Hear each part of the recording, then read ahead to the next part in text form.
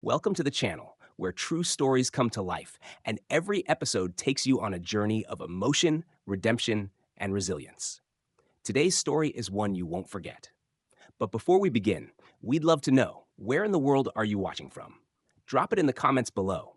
And if you haven't already, make sure to hit that subscribe button and turn on the bell, because tomorrow's story might just move you even more than today's. Now, sit back, take a breath, and get ready to feel something real. A reckless prank left this hero horse scarred, but his comeback will leave you in tears. It was just another warm afternoon in Washington, D.C., where tourists gathered around the U.S. Capitol ceremonial grounds to witness the quiet power of American tradition. The sun reflected off the polished boots of the honor guard, and the rhythmic sound of hooves echoed across the pavement. At the center of it all stood Valor, a 1,200-pound black ceremonial horse known for his discipline and presence. For over 6 years, he had served alongside his handler, Staff Sergeant Daniel Brooks, a 45-year-old veteran with a deep, unshakable bond to the animal he trained since it was a young colt.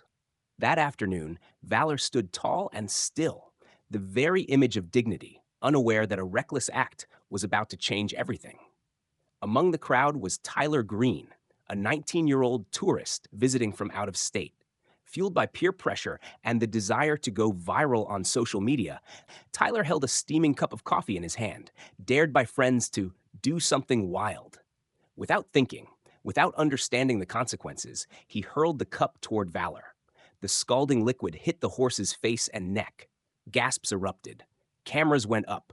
Valor reared back in shock and pain, his front hooves lifting high as Sergeant Brooks rushed forward, trying to calm him.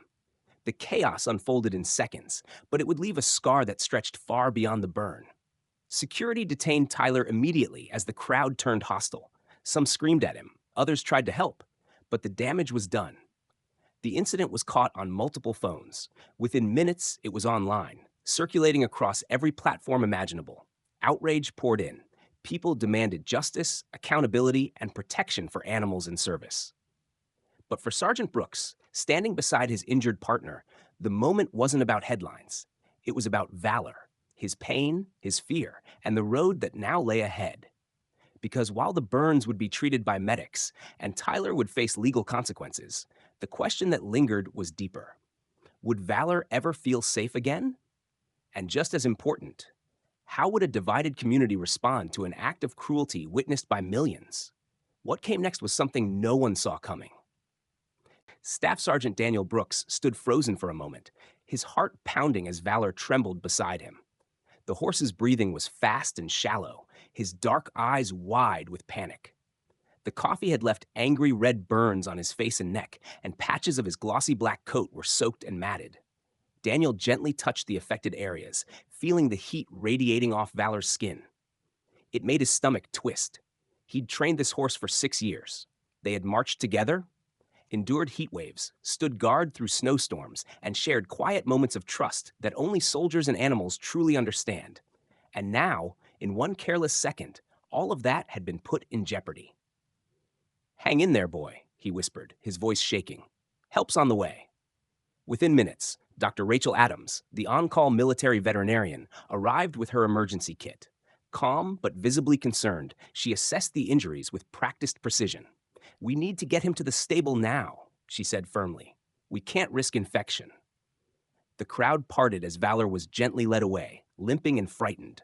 The atmosphere felt heavy, as if the entire city had taken a collective breath it couldn't quite release.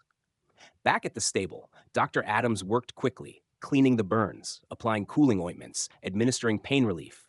Daniel stayed by Valor's side the entire time, whispering soft encouragements, brushing his mane with slow, steady hands. "You're strong," he murmured. "You're going to get through this. I promise." But late into the night, when the stable grew quiet and Valor finally closed his eyes, the doubt crept in. Daniel leaned against the stall, staring at the floor. He couldn't help but wonder, would Valor ever be the same? Would the fear in his eyes ever go away? And then there was Tyler Green. The young man had been taken in for questioning. At first, he'd shrugged it off as a joke, just a dumb dare. But when he saw the footage, when he saw the pain in Valor's face, his bravado collapsed. "I didn't think it would hurt him," he whispered to the officer. "I swear." I didn't think, but it did. And now nothing could undo it. The healing had to begin. For Valor, for Sergeant Brooks, and maybe even for Tyler. The morning after the attack, the stable was unusually quiet. Valor lay in his stall, his breathing steady but slow. The bandages on his face and neck were clean, but his spirit, once proud and commanding, seemed dulled. Sergeant Brooks hadn't slept. He sat just outside the stall, reading articles on equine trauma and burn recovery, desperate to find answers, to do something. Then came a soft knock on the stable door. A young woman stepped inside, holding a folder and wearing a navy hoodie with the logo of a local animal rescue group. "Hi, I'm Emily Johnson," she said gently. "I saw the video. We all did. I wanted to help." Daniel stood slowly, guarded but curious. Emily continued, "We've already started a fundraiser for Valor's medical care. People are reaching out, offering support, donations, anything. He's touched more people than you know." Daniel's throat tightened. "Thank you. That means a lot." But Emily wasn't the only one. By late morning, locals began arriving one by one, bringing flowers, cards, horse treats, even hand-painted signs that said "Justice for Valor." Some stood in silence, others wept. For them, this wasn't just about a horse. It was about respect, about the kind of decency that shouldn't have to be taught. Meanwhile, Tyler Green sat alone in his small apartment, scrolling through endless news headlines.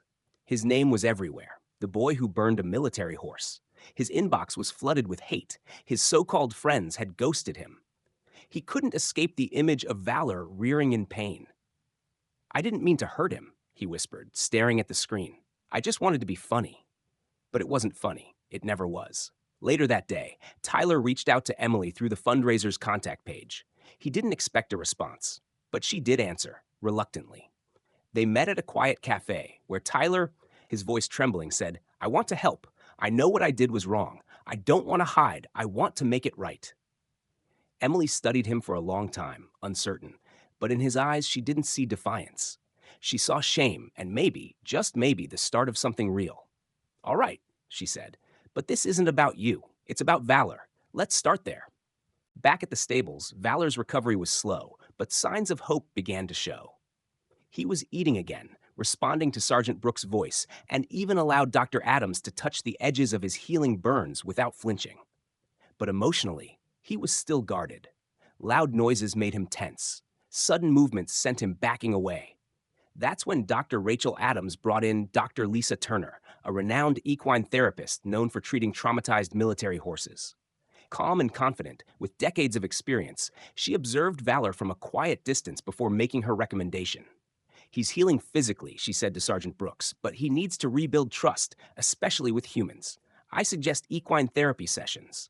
Low-pressure interactions, slow introductions, and complete control in Valor's hooves. No rush, just time and respect." Brooks nodded, hesitant but open. "Whatever it takes," he replied. As the sessions began, Valor responded well. Dr. Turner used gentle movements, calming tones, and familiar rhythms to help Valor re-engage with his environment. Each day, Brooks stood by his side, watching for signs of progress, and they came, slowly, but steadily. Meanwhile, Emily met with Tyler again. She saw him show up to the animal shelter every day, early, quiet, focused. He wasn't just putting in hours, he was learning, cleaning stalls, feeding rescue dogs, helping with adoption events. The staff was cautious, but over time, they began to see the sincerity behind his actions. Then, Emily brought something up. "Tyler, Valor's therapy is working. He's made real progress. But there's still one part left. People. We're thinking about slowly introducing him to new faces. Just one or two." Tyler froze. "You want me to?" "No," she interrupted. "I don't want anything from you. But if you're willing, I'll talk to Sergeant Brooks. He'll have the final say." That night, Brooks sat alone in the stable, brushing Valor's mane. When Emily called and shared Tyler's request, he went silent. He remembered the moment Valor was hurt, the rage, the helplessness. But he also remembered something else, the promise he made to do whatever it took to help this horse heal. "Let me think about it," he said. His voice was firm, but inside, something had begun to shift. Because maybe healing didn't just belong to the injured. Maybe it belonged to the ones who caused the harm, too. A few days later, Sergeant Brooks stood at the entrance of Valor's stall, watching the horse rest peacefully beneath the soft glow of the stable lights. His breathing was calm, his eyes steady, and the tension that once lived in his muscles had begun to fade. The equine therapy had worked wonders, but there was still one final step: introducing him to strangers. Dr. Turner believed it was essential to Valor's full recovery. He needs to learn that not all new faces are threats, she explained. But it has to be someone who approaches with care, someone who knows what this moment means. Sergeant Brooks had thought long and hard, and after much reflection, he made the call. Emily met Tyler Green outside the stable the next morning.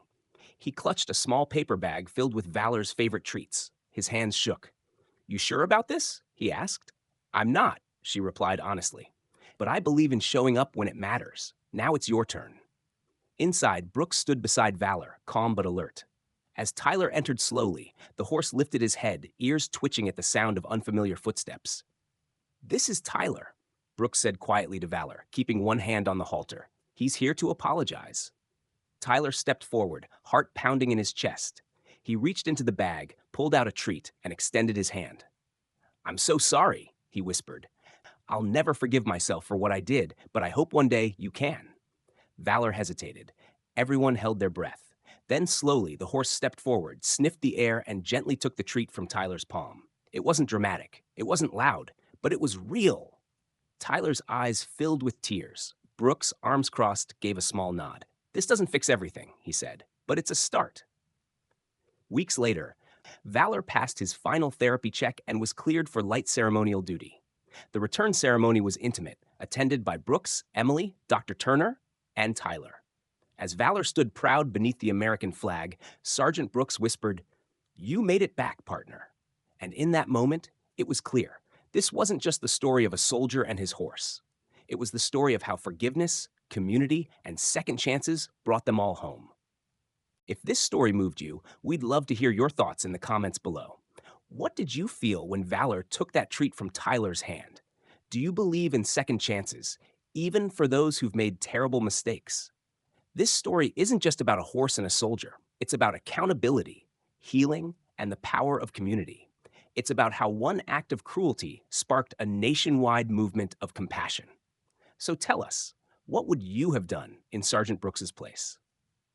Could you have forgiven? Would you have given Tyler a chance? We also want to know where you're watching from. Our community spans across countries and cultures, and your perspective matters. Whether you're a veteran, an animal lover, or just someone who believes in the strength of redemption, your voice belongs here. And if this story made you feel something, consider sharing it with someone else who needs a reminder that even in the darkest moments, people can change and healing is possible. Drop a comment below, hit that like button, and make sure you're subscribed. We've got more powerful stories coming your way because the world needs more truth, more hope, and more second chances.